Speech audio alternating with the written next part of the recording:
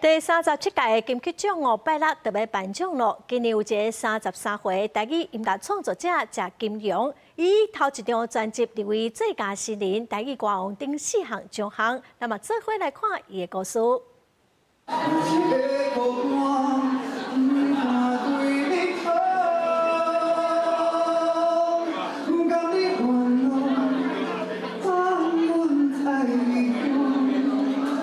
歌聲唱出人在異鄉打拼的孤單，想要講出來，閣驚厝內人煩惱。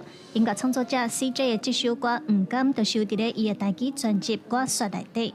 CJ 自細漢就興古典音樂學彈鋼琴，17歲出國讀冊，也做過助理教授。到2004年才回來台灣。伊講家己其實無啥會曉講台語，自從開始做台語歌，才知影台語有真濟聲調甲發音的美感，驚攏是靠媽媽指導甲家己查字典。發音啊，還是迄共鳴的方式都無共款。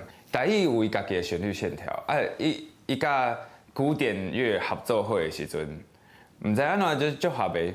CJ 講家己的夢想其實是要做鋼琴家，所以在24歲的時手受傷，當伊感覺絕望，所以意外發現唱歌的趣味，互伊想要轉圖。爸母當開始雖然無諒解，伊也是想要試看覓，所以回來台灣是加駐唱參加唱歌比賽。CJ 的頭一張專輯在今年金曲獎就入圍最佳新人獎、最佳台語男歌手獎等等，攏總4項。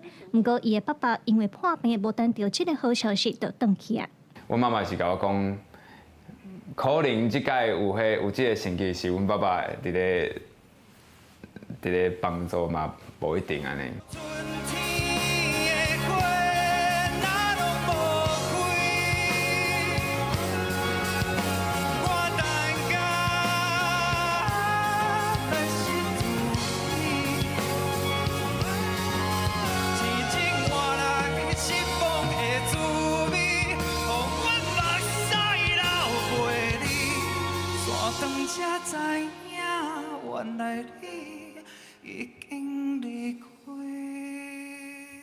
CJ 表示，雖然家己的台語底無深，不過學音樂這儕年，嘛在外國接觸過真濟無同款的音樂，所以在台語專輯內底，伊嘛結合 Jazz、R&B 和鄉村音樂等等多元的曲風。伊認為做台語歌充滿挑戰，伊也會繼續創作大家毋捌聽過的風格。